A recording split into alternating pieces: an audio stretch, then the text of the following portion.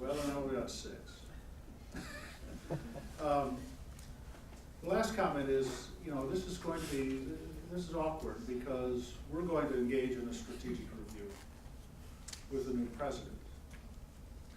But it's going to come at a time when Korea goes into a year of elections. I think it was November, is when they have their election. And of course, it's also a political year for China. This is the meeting of the Party Congress, and I don't think the date is set. Last time it was early November, it's been late October. So we're in kind of an October, November. It means the whole year is going to be somewhat on suspended animation. It'll be hard to sustain policy momentum next year when 2 of the 3 key partners are going to have to be holding back for different reasons. I am concerned, politics in Korea, you all know better than I do. The winds blow, reverse direction, very short time. And the progressive forces are stronger these days. This would not be a good time for America to be looking like we're creating problems for South Korea with, for example, statements about extended deterrence and introducing nuclear weapons. I think it would be a complicated time. And would make it very hard for the outgoing administration, I think, to do that. So I think this next year is going to be, by necessity, we're going to have to be very measured. And the question is, how are you measured and thoughtful without conveying either confusion or weakness? And I think that's going to be the central question that we'll have to wrestle through with the next administration. So let me just wrap up to say, a lot of people are quite alarmed about what's been going on in the peninsula. Obviously, these frequent launches and demonstrations, nuclear capability, is not helpful. Strategically, I don't believe that it is as bad as it looks. And the question is how do we manage a very complicated geometry of foreign and security policy that recognizes there's no solution if we don't have some strategic alignment with China and Korea. And I think we're heading that direction. I think we have to be very careful how we comport ourselves during the next year so that we can sustain that. So let me stop. Sure. Thank you very much, John. And Joe? Thank you, Dr. Hamby, for an incredibly comprehensive overview of the situation.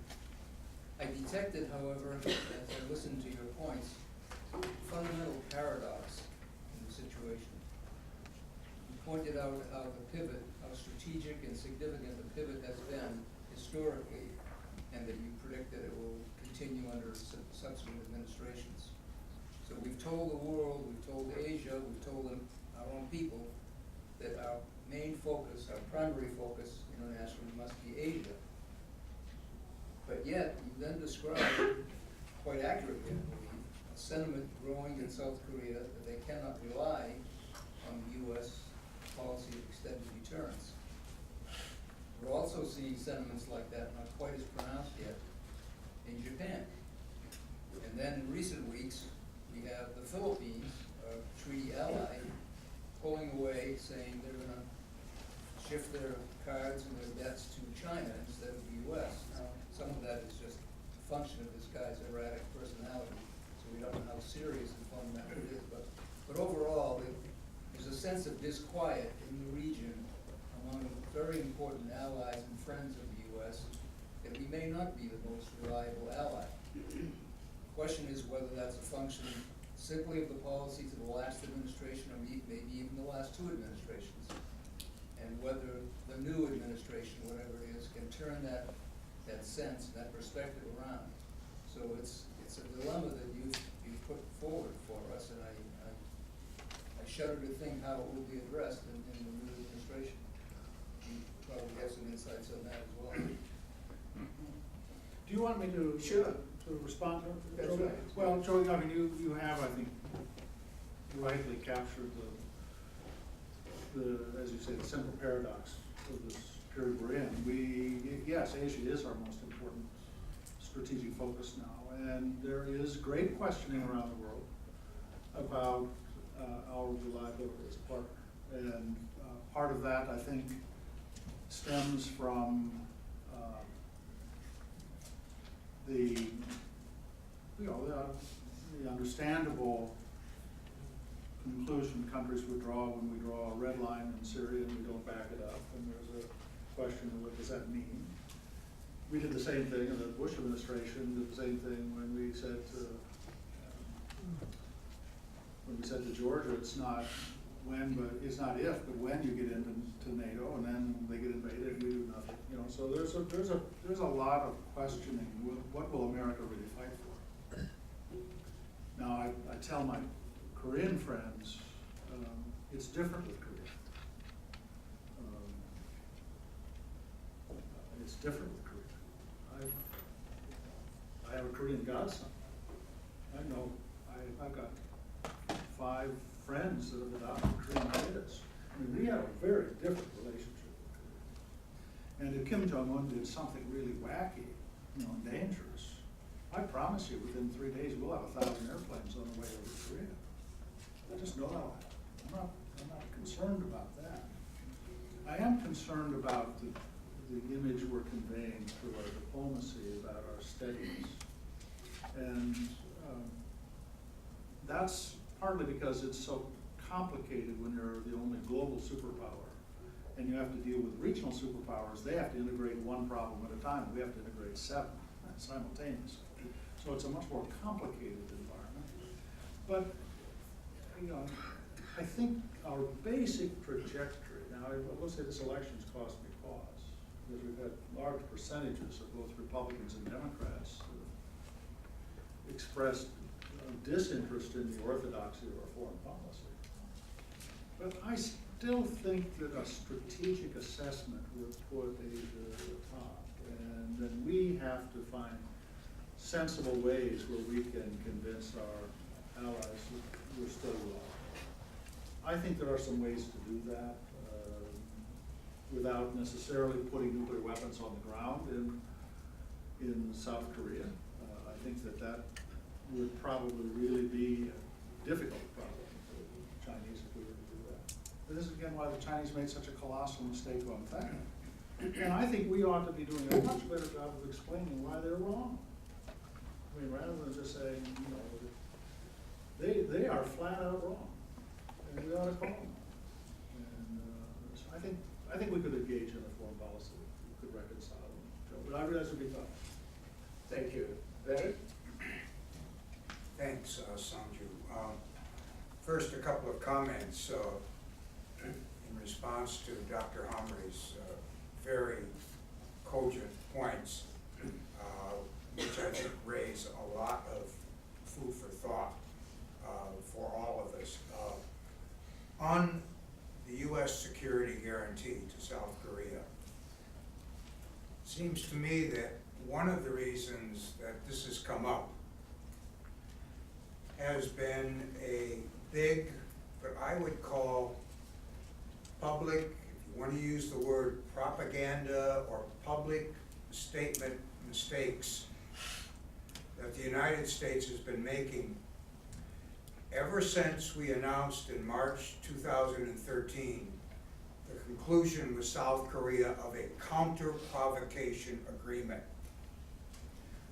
This was a very, very important agreement and a very important announcement. I said at the time, this is basically an amendment to the Mutual Defense Treaty.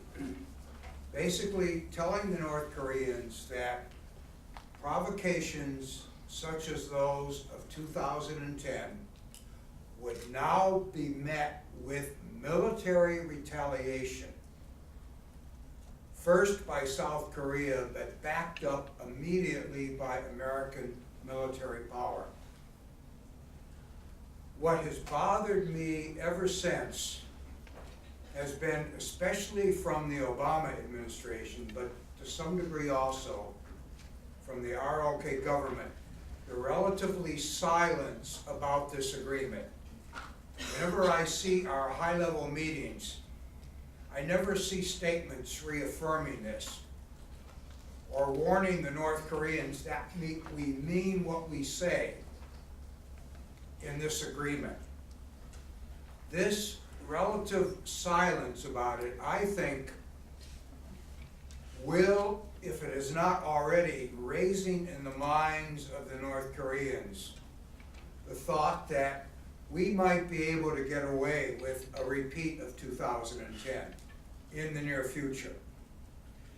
And I think the reluctance, the apparent reluctance of the Obama administration to really talk affirmatively about this agreement and what it means, I think is one of the reasons for these doubts to emerge. Now, Joe's right, this is a regional problem as well as just a South Korean problem in terms of US credibility. But we need to be talking much more visibly about this agreement, and that we mean what we say in this agreement, continually sending these very public verbal warnings to the North Koreans. We're not doing that. And we're not doing it enough with regard to this agreement. Now, secondly, I agree with Dr. Hamre in his view that the U.S. should not be openly embracing regime change. Whatever we think about influencing the Chinese, whether it be on human rights, as we talked about earlier, or the nuclear and missile issues, getting them to enforce sanctions more tightly, if we keep talking about regime change openly, to the Chinese, this is turn off number one, frankly. This, in their minds, raises huge doubts about real American intentions, and to them raises huge doubts about increasing any cooperation they think about giving to the Americans at this point. We need to talk about reform, rolling back the nuclear and missile issues, human rights and political reforms, economic reforms, which we never talk about when we talk about North Korea. Those things, frankly, I think would come across better to the Chinese than to talk publicly about collapse or regime change. We've been talking about collapse since 1994. No, let's get over it. After 23 years, or 22 years, of talking about North Korean collapse. Now, I do have a question. This was a question, Dr. Hamre, that our colleague Bill Brown raised 2 weeks ago at the Korea Economic Institute. And I think an important question about a major elements in the alliance, and that's the new big base project at Pyeongtaek that we and the ROK is developing to establish a huge American military base complex at Pyeongtaek, south of Seoul, moving most elements of the 2nd Infantry Division there, taking our command from Yongsan in Seoul, moving it down to Pyeongtaek, and also bringing in over 20,000 American civilians, family members, to live in this huge base complex. Bill's question was this, and I think it's a good thing to at least talk about. With North Korea now, as we now finally acknowledge, after frankly knowing about it for 3 years, that North Korea has nuclear warheads on its No-Dong missiles. Do we really, as Bill put it, should we rethink this Pyeongtaek project because we may be creating a new big target for North Korean nuclear warheads on the No-Dongs that they could either use or at least threaten to use against us in the future? Is there a need for some rethinking about this project and how we distribute our forces and what kind of civilian presence we ought to be bringing in to South Korea? Well, very good question. Can I first make an observation about the counter provocation agreement? And that is not to disagree with you, I'm not disagreeing with you, but to highlight the central ambiguity that we're dealing with on this. You know, after South Korea was attacked, you know, Waipito Island,